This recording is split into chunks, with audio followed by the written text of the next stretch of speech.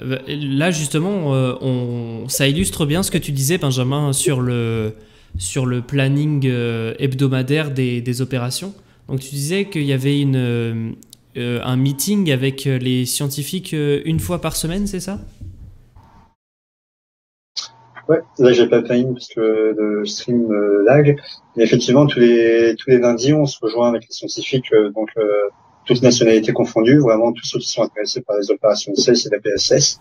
On va leur exposer donc toutes les activités qui se sont passées, si elles se sont bien passées, rentrer dans les détails lorsqu'on a des opérations un peu particulières, chi.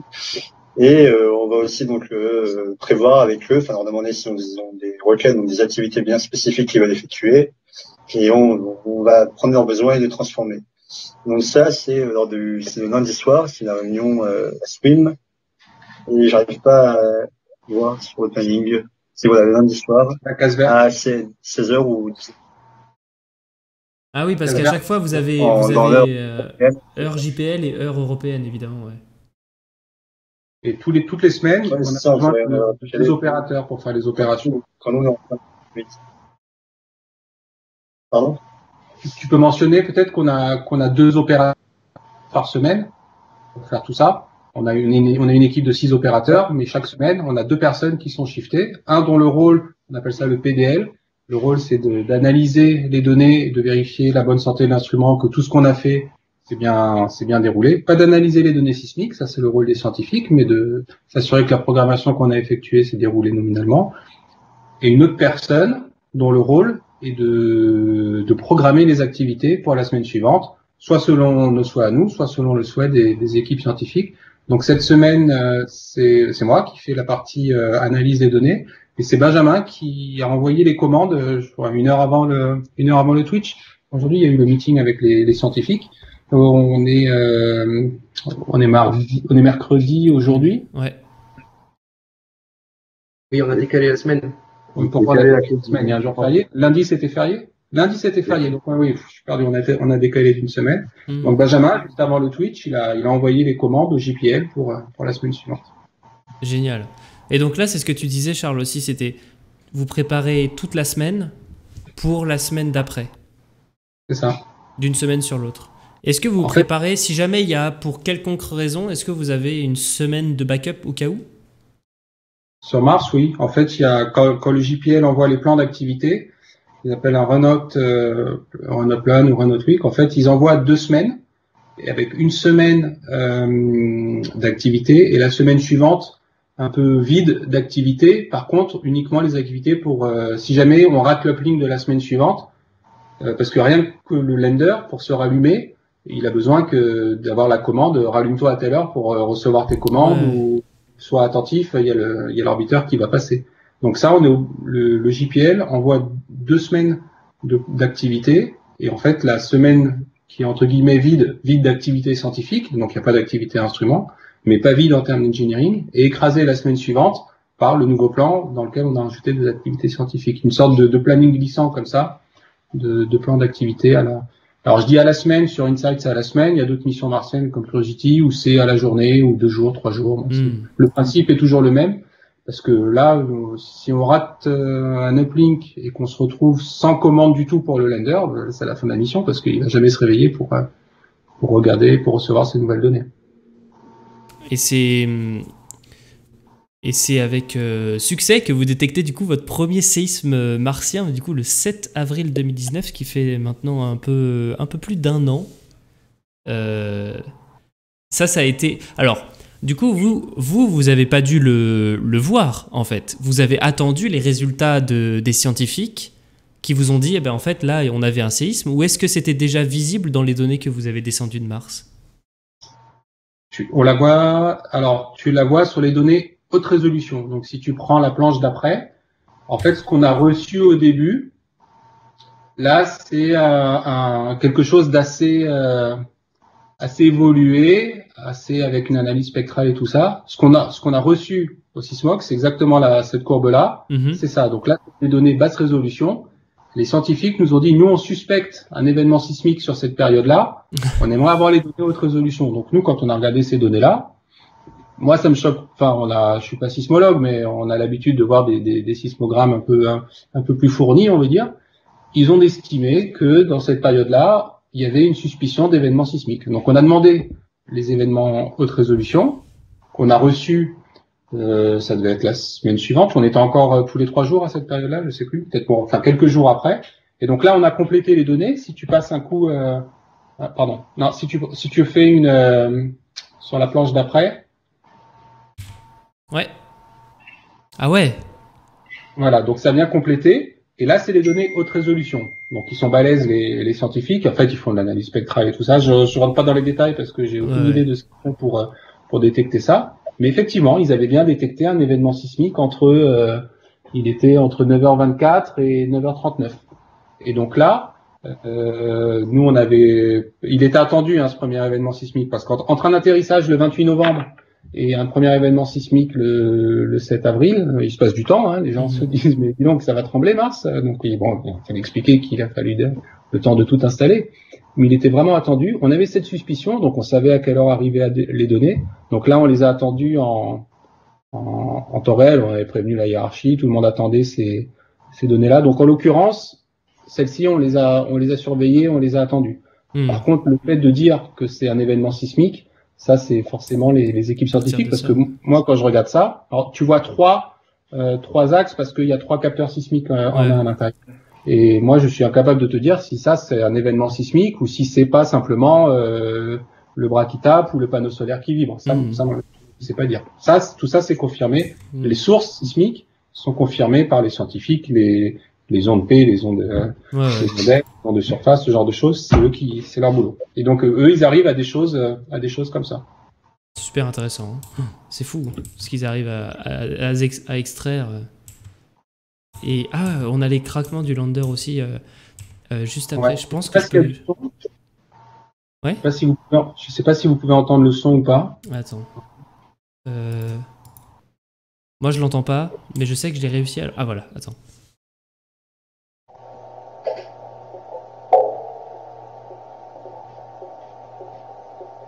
C'est la Mole qu'on entend? Vous l'entendez pas, je pense, sur Skype, c'est normal. Mais on l'entend sur le stream. C'est les craquements du lander avec le froid, ça se contracte, ça se rétracte, il y a des panneaux solaires qui vibrent avec le vent, il y a des structures métalliques qui bougent, vous appelez ça les dings and donks. Donc évidemment, c'est quelque chose qui perturbe le signal sismique, mais c'est le genre de signaux qui sont enregistrés par SAIS continuellement. Est-ce que c'est en temps réel ces sons-là qu'on entend? Ou c'est une compilation? David Mimoun pourra en parler mieux que moi, mais je crois que c'est plusieurs heures, je crois que c'est toute une nuit d'observation qui a été raccourci en temps et en fréquence aussi, je crois. C'est fou. Pareil, on n'a pas de micro, donc c'est du signal reconstitué. C'est fou, c'est trop bien. Ouais. Et là, t'as vraiment l'impression d'être sur Mars, sur le fond de l'atterrisseur, à regarder ce qui se passe, quoi. Ah oui, j'ai vu que... Alors, Frédéric, peut-être que tu peux nous expliquer que... je pense que Charles a mis cette slide aussi. On voit qu'il y a de la poussière qui se dépose donc sur les panneaux solaires notamment.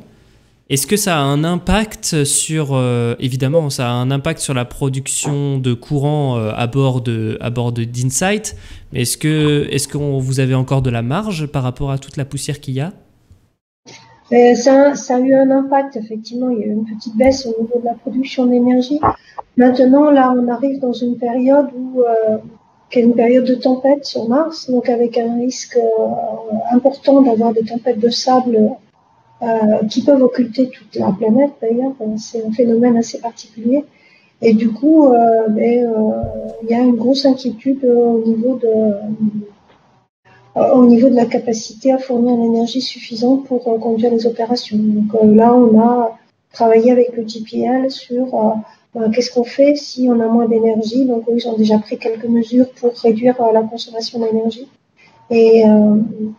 Et après, il y aura on fera d'autres choses. On ne sait pas encore si l'énergie diminue en fonction de la puissance des tempêtes. Mais est-ce que SAIS est... Bon, je suppose que SAIS, ce sera sûrement pas le premier à être éteint, mais Je veux dire, est-ce que SAIS va devoir diminuer son temps de mesure, par exemple, peut-être dans un premier temps? Alors, c'est un peu compliqué parce qu'il y a un problème aussi de température. C'est-à-dire qu'actuellement, il fait un peu froid sur Mars pour SAIS. Et du coup, on a des réchauffeurs qui tournent et qui consomment un petit peu d'énergie. Donc, tout ça fait que la consommation globale de SAIS est peut-être un peu plus importante que ce qu'elle aurait été si on était dans une période avec les températures martiennes un peu plus élevées. Donc, il est clair que si la capacité énergétique du lander baisse vraiment, la question d'arrêter ça, il se pose là. Ouais. On a d'autres options avant, mais bon, ça peut se poser. Mais parce que là, on voit la différence entre 150 jours là qui séparent. Et alors, maintenant, vous êtes sol 540, donc est-ce que c'est encore pire? Est-ce qu'il y a une aggravation encore pire que là, que le sol 168? Je ne sais pas s'ils ont pris des images récentes des capteurs solaires, je ne sais pas. Je ne sais pas si quelqu'un d'autre de l'équipe le sait, mais j'en ai pas vu passer. Moi. Je pense pas qu'il y en ait parce que la caméra du bras est utilisée pour les opérations HP Cube actuellement. Et donc, ils n'ont pas refait de selfie comme on en a fait au début de la mission. Mais en fait, une contrainte forte, au-delà de la poussière, qui en est une, hein, c'est aussi l'opacité de l'atmosphère. C'est-à-dire qu'il y a beaucoup de poussière dans l'atmosphère de Mars, et en particulier dans cette saison qu'on traverse actuellement. Et donc ça diminue beaucoup la luminosité qui est disponible. Donc il y a vraiment un effet de blocage dû à la poussière sur les panneaux, premier effet. Et aussi, et deuxième effet, c'est celui qu'on a actuellement en premier, on va dire, c'est vraiment cette opacité de l'atmosphère qui augmente. On voit parfois ces photos de Mars qui sont, on voit plus la surface pratiquement à cause de ces poussières, et on rentre dans cette phase-là. Mais est-ce que, déjà, première question, pour combien de temps InSight a été, quel est le temps de mission nominal pour InSight? Le temps de mission nominal est de 2 ans. Maintenant, il y a déjà des discussions en cours avec le JPL pour faire ce qu'on appelle une extension de mission et pour prolonger ce temps de mission nominal de 2 ans supplémentaires. Parce que là, donc atterrissage en 2019, c'est ça? Fin 2019. Ouais, donc là, vous êtes au milieu de votre temps de mission nominale. Oui. Ouais. On arrive à la fin. La mission nominale s'arrête en fin 2020. Ah d'accord, ok. La senior review, là, côté headquarters de la NASA, aura lieu à l'automne. Pour prolonger la mission, on est en train de la préparer. Et alors on nous demande dans le chat... On m'a dit 2019, mais c'était fin 2018. 2018, pardon, oui. Il y a Zaebich qui nous demande dans le chat pourquoi est-ce qu'on n'a pas encore trouvé de moyen de dépoussiérer des panneaux solaires sur Mars?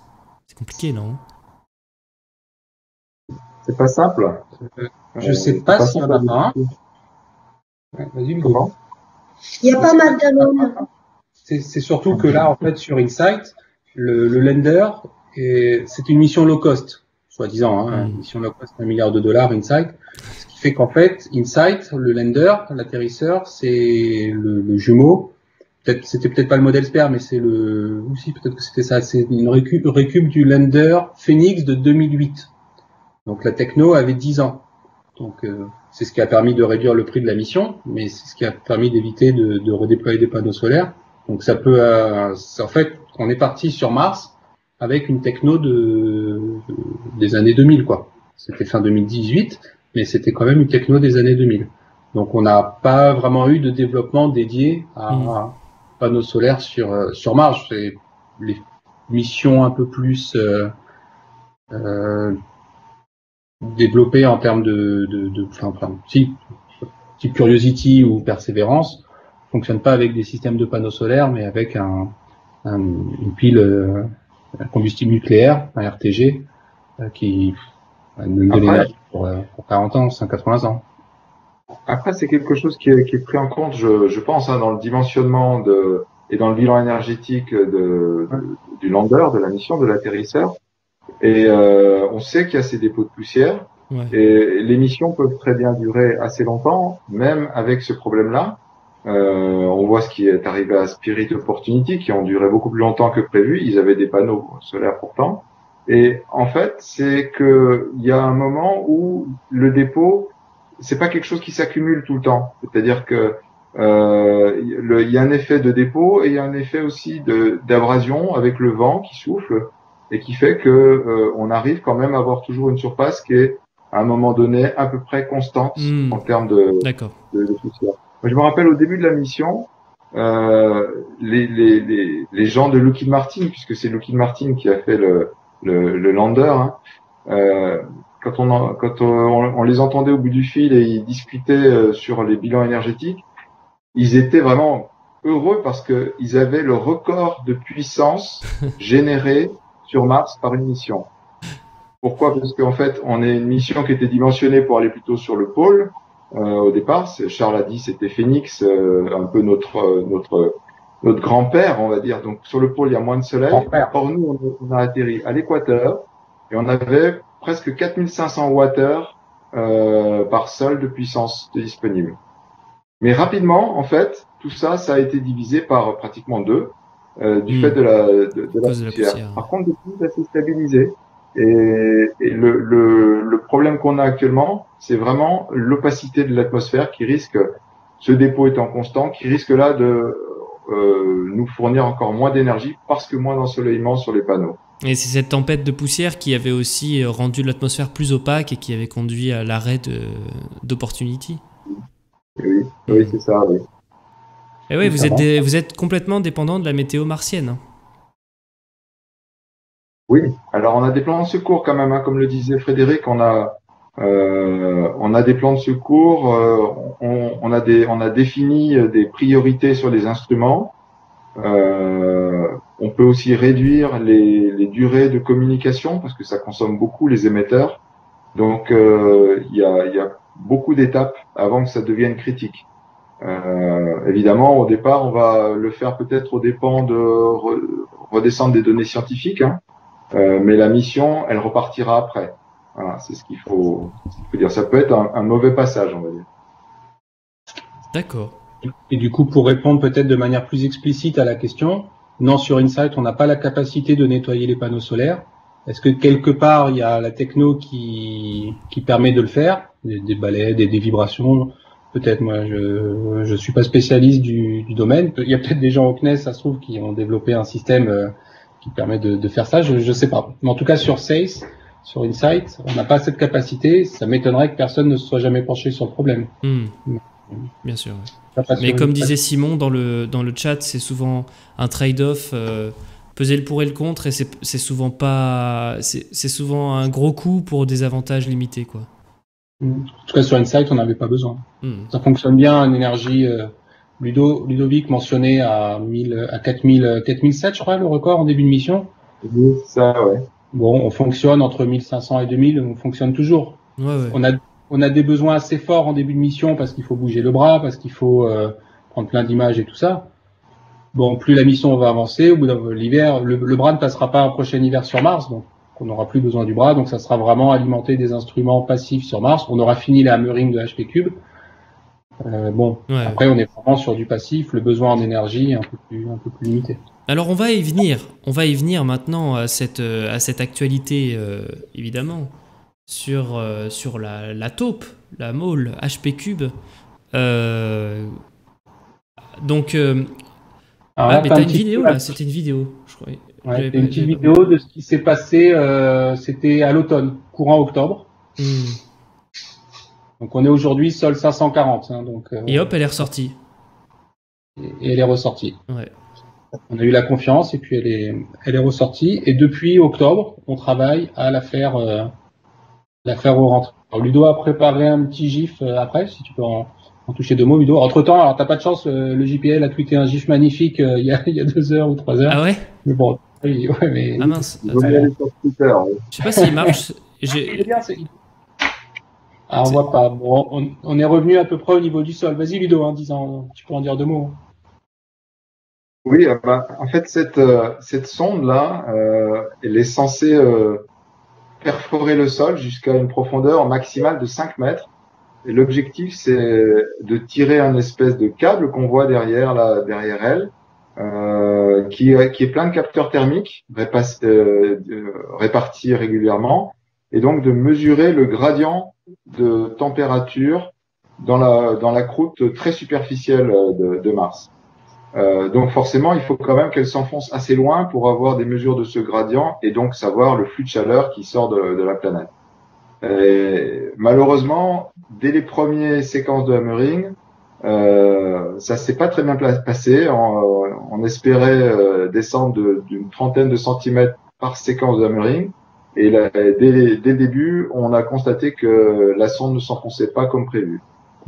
Et ça fait pratiquement 1 an qu'on est toujours en train d'essayer qu'on a continué des opérations pour essayer de faire avancer la sonde au plus loin.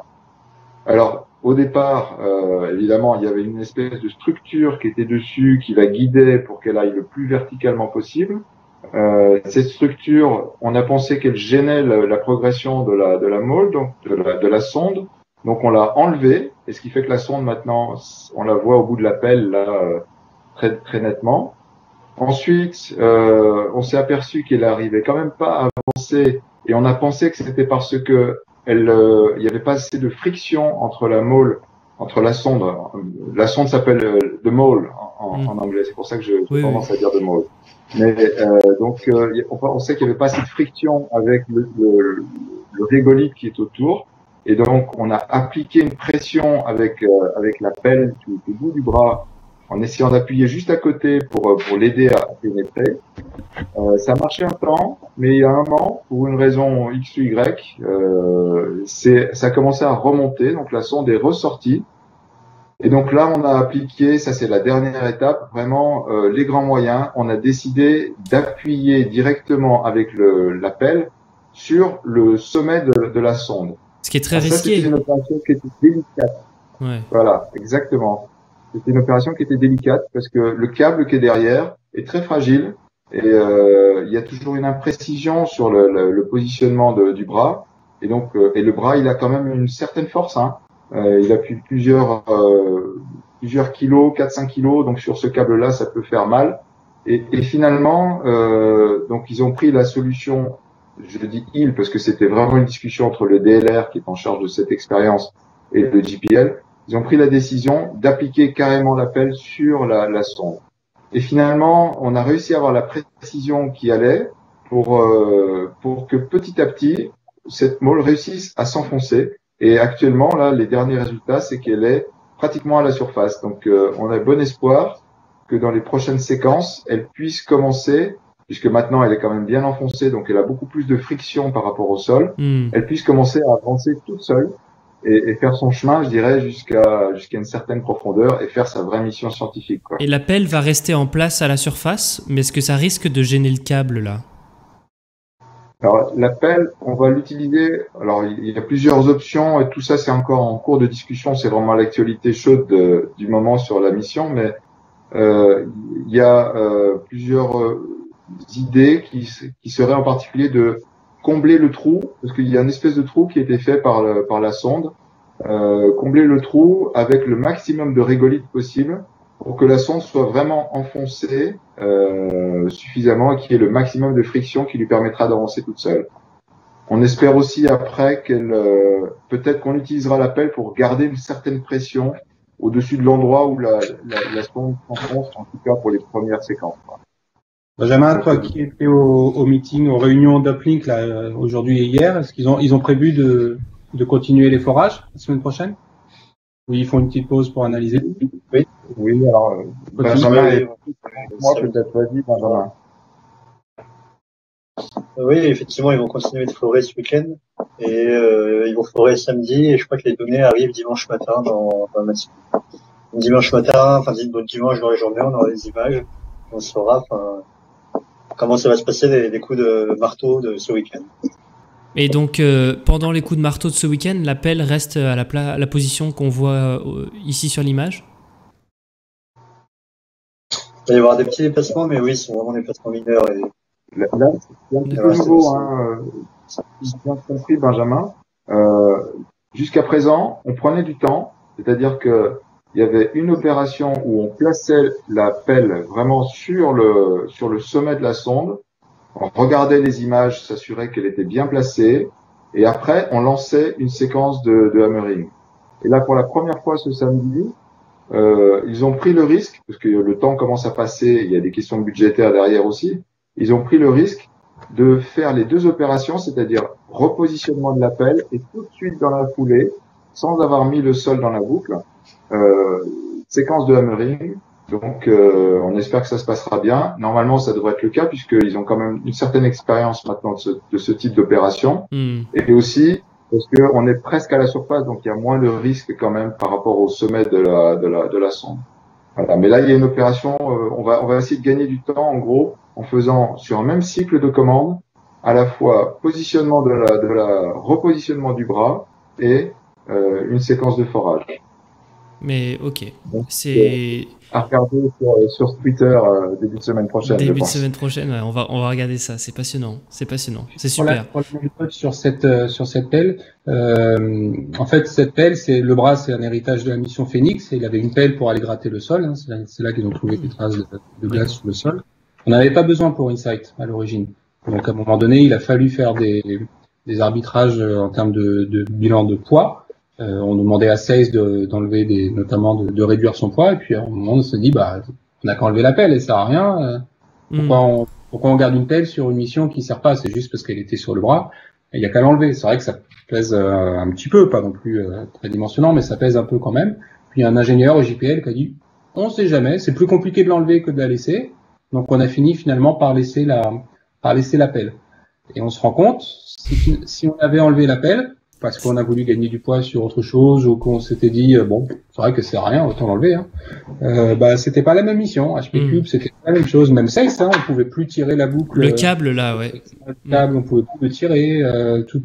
On se rend compte que des fois il y a des choses qui tiennent pas forcément, enfin des missions qui tiennent pas forcément à grand chose. Parce que vraiment la même chose sans la pelle, c'est différent. C'est une autre mission, à la fois pour Sales et pour HP Cube. Ouais. Non, mais c'est clair. On est un instrument aussi, on est un sismomètre qui est hyper sensible, qui est capable de détecter quelque chose d'extrêmement fin comme une vibration, et que nous, à 1,50 m, on a une foreuse qui fait des tentatives depuis 1 an. Donc ça a des impacts opérationnels pour nous qui devient une routine, qui est de reconfigurer à chaque fois notre instrument pour devenir un peu moins sensible, ne pas se saturer, mais détecter quand même, et détecter de manière précise les impacts en termes de vibration de toutes ces tentatives de forage. Est-ce que donc combien de temps elle dure? Qui devient presque une routine, mais il a fallu aussi la bâtir. Combien de temps elle dure sur un sol? La mole va taper pendant combien de temps et la pelle va agir pendant combien de temps? Combien de temps sur un sol ça va gêner la mesure de Sales? Il y a 100 coups de marteau qui sont prévus pour ce week-end. Et en tout, ça dure entre 20 et 30 minutes, 25 minutes. D'accord, ok. L'opération, c'est un peu là de Amérique. Mais nous, on peut clairement voir les impacts de marteau sur les graphes au Sismoc à Toulouse, quoi. On les surveille. Et là, Emilien, est-ce que vous pensez que c'est l'opération de la dernière chance pour la mole? Si jamais là elle ressort terminée, on abandonne et on continue les opérations sans elle? Je pense que le côté pragmatique du JPL va l'emporter à un moment, en disant on a quand même beaucoup tenté, on a pris pas mal de risques et il y a des chances, à mon avis, que pour des raisons économiques ça s'arrête, mais je serais pas surpris qu'il y ait des mecs qui arrivent quand même avec des idées sur la table en disant mais on pourrait faire comme ci, comme ça. Ouais. Bien que là, on est quand même allé un peu au bout de ce qu'on imaginait. Bien sûr. Bon, super intéressant. On a eu cette petite update sur les nouvelles fraîches, de mars. C'est génial. Mais je pense que avant de se quitter, parce qu'on arrive presque au bout, pour pas vous retenir trop longtemps, faire un petit résumé sur les résultats scientifiques de la mission depuis fin 2018 du coup. Frédéric, si tu veux ajouter un petit commentaire sur ces résultats, est-ce que, enfin, je sais pas si tu trouves des choses pertinentes à dire sur cette diapo.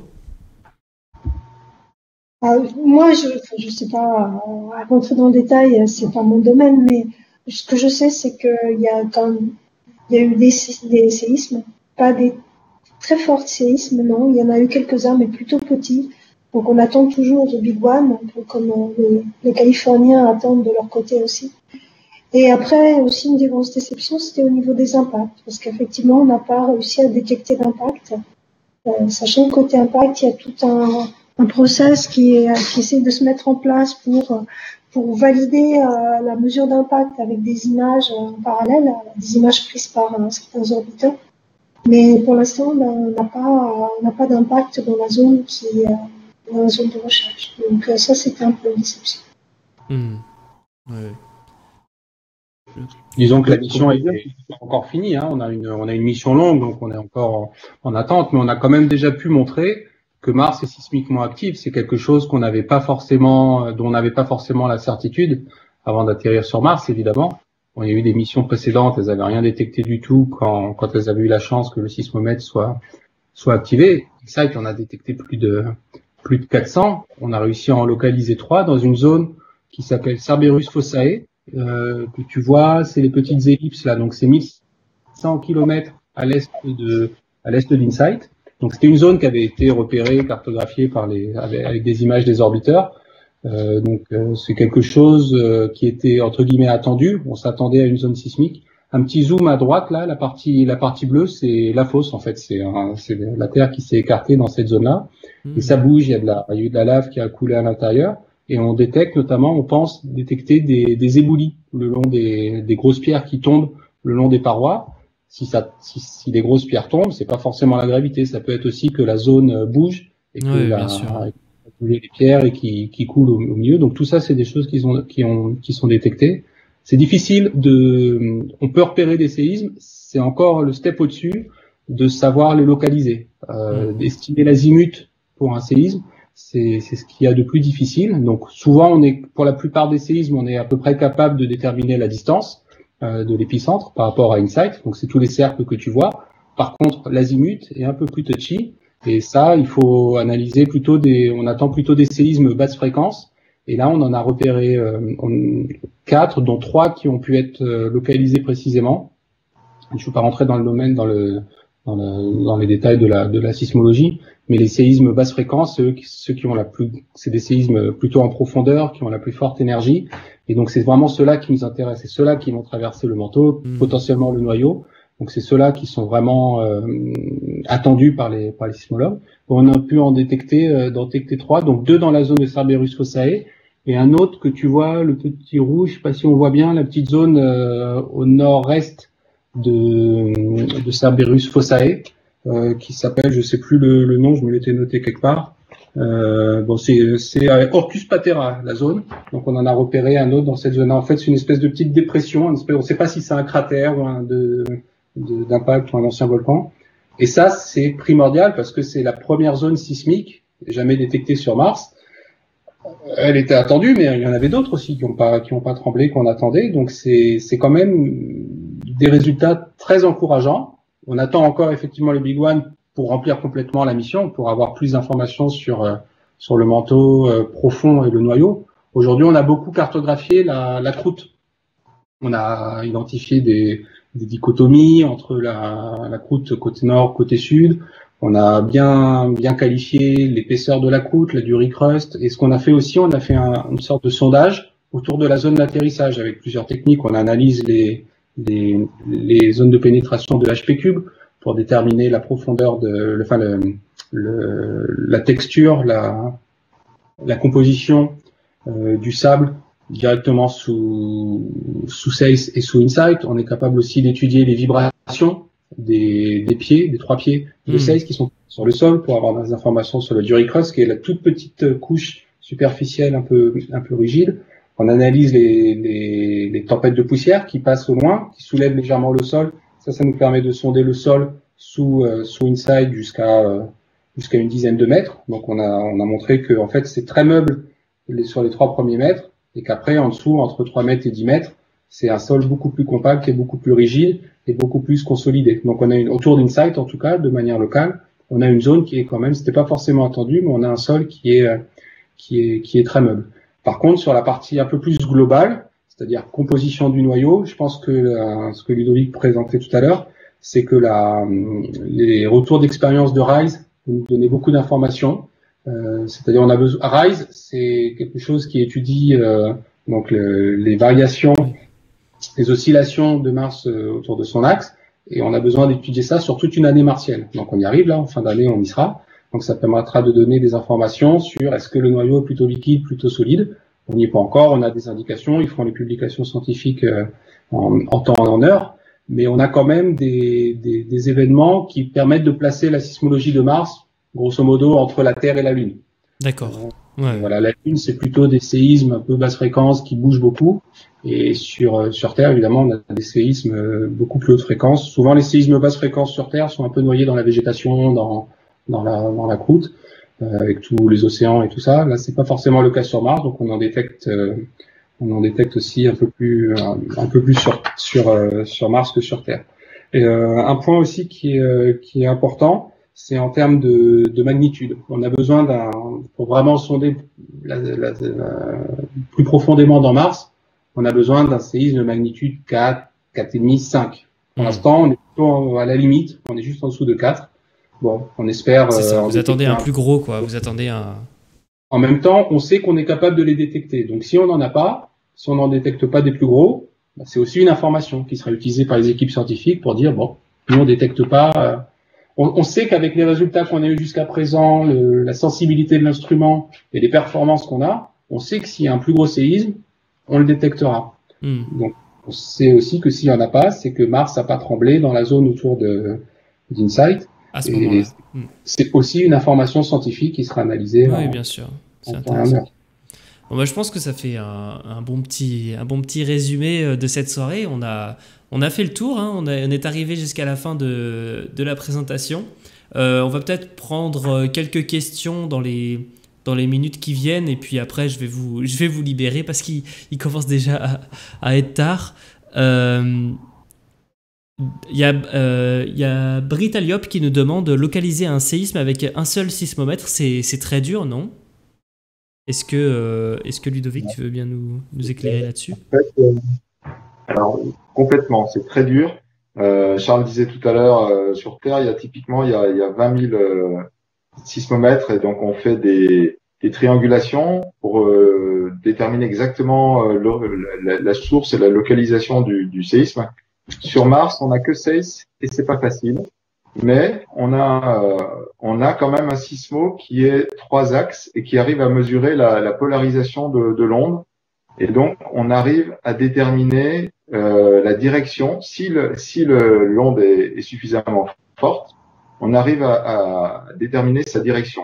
Donc grâce à la recombinaison des 3 axes, on a accès à cette information de polarisation et on peut déterminer avec pas mal d'imprécisions. On parle enfin ça dépend beaucoup de l'intensité du séisme, bien sûr, hein. Mais bon, c'est pas une précision à 0,1 degré, mais on arrive quand même à avoir une direction. C'est comme ça que les séismes que présentait Charles ont été identifiés grâce à cette notion de polarisation. Voilà. On a 10% d'incertitude sur les calculs, sur les méthodologies scientifiques. Donc si on en détecte un à 1000 km, en fait, il est entre 900 et 1100, quoi. Ok. C'est pas mal. Bah oui, bien sûr. Benjamin, une petite question pour toi de la part de Petite Dédé. Comment s'est passé le travail durant le confinement ? J'ai envie de dire que ça a été plutôt normal. Pour féliciter les équipes SOB, elles ne sont pas là ce soir, mais elles ont fait un travail vraiment impressionnant. Elles nous ont permis d'accéder à tous nos logiciels qu'on a habituellement au Sysmoc. On travaille à Toulouse. Rendre accessible depuis le télétravail. C'est-à-dire tout ce qu'on fait habituellement en salle d'opération, on a pu le faire depuis chez nous.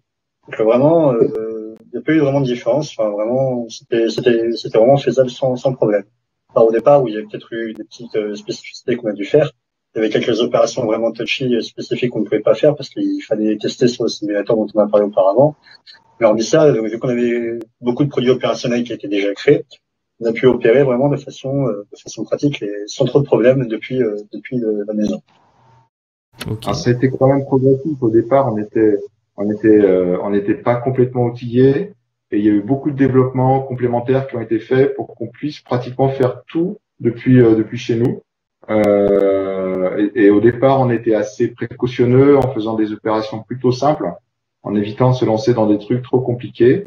Mais petit à petit, on a pris confiance, on est monté en charge et maintenant, à part les tests vraiment sur la plateforme de test dont parlait Emilien tout à l'heure, on peut pratiquement tout faire depuis chez nous. Et Emilien, justement, il y a Jex qui demande est-ce que les données récoltées et stockées sur Insight sont redondées à bord? À bord, il ne me semble pas. On a un buffer circulaire et qui stocke tant qu'on n'en voit pas. Voilà, et qui se vide lorsqu'on décide d'en envoyer une partie dans les orbiteurs. Donc il n'y a qu'un exemplaire de chaque donnée à bord. Oui. D'accord. Après, par contre, on a des redondances. Par exemple, si on constatait que notre mémoire commençait à être défaillante à bord, etc. Par contre, on a des systèmes entiers redondés. C'est-à-dire qu'on pourrait basculer sur pratiquement, alors pas l'aspect sismomètre, mais l'aspect gestion mémoire. On pourrait complètement basculer sur une autre électronique avec une autre alimentation et continuer la mission en toute transparence. Alors je dis pas que ça se ferait en 2 heures, hein, mais ça se répéterait un petit peu parce que c'est pas habituel, mais les équipements sont quand même bien prévus de ce côté-là. Y a Pewty qui nous demande une question, mais j'avoue je la comprends pas très bien. Je vais la lire et si quelqu'un comprend, vous me dites. Hein. Pensez-vous que des algorithmes par rapproche sur des landers comme SEIS aiderait à améliorer par exemple les atterrissages à éviter au dernier moment? J'ai pas compris. Je précise ta question, Pewty, parce que j'ai pas compris, je suis désolé. Je sais pas si quelqu'un a compris, mais moi j'ai pas compris. Peut-être par rapport aux cailloux, comme on dit. Pour éviter pendant l'atterrissage les cailloux? Ouais. Je sais pas. C'est clair que la mission Insight, elle n'est pas prévue pour ça. Hein. Là, si on tombait sur un caillou, on risquait d'être incliné. Alors, il y a une certaine tolérance, mais on risquait d'être pas vraiment bien avec une mauvaise assiette, on va dire. Maintenant, je crois que sur Mars 2020, il y a donc la prochaine mission qui va partir en juillet. Là, il y a pour la phase d'atterrissage.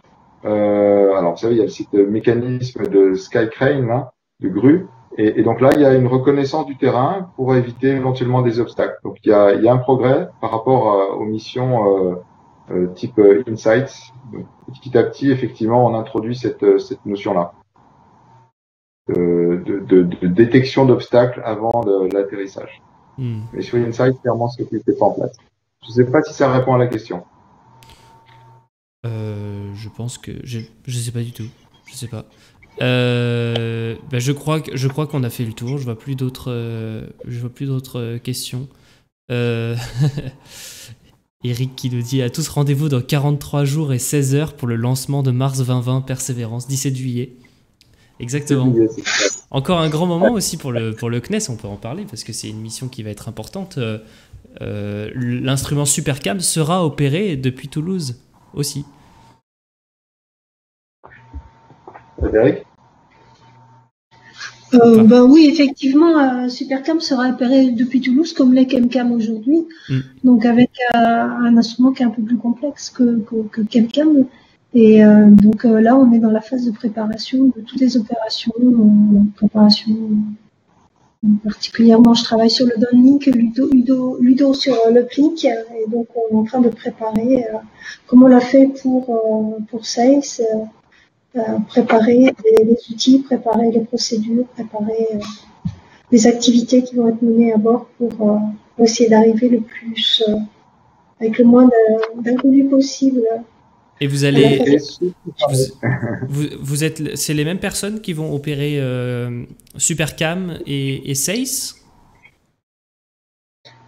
Non, pas complètement. Donc on est 2 de l'équipe SEIS à aller travailler sur SuperCam. Il y a des personnes de l'équipe ChemCam qui vont travailler sur SuperCam. Il y a d'autres personnes qui ne sont pas affectées sur un autre projet, mais qui ont travaillé sur ChemCam ou sur Microscope. Donc, c'est en fonction un peu des disponibilités des gens, des envies de travailler.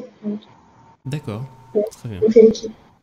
Il y a un pool de quoi, d'une vingtaine de personnes peut-être au total sur le CNES pour ces missions. Oui, voilà. On est sur une vingtaine.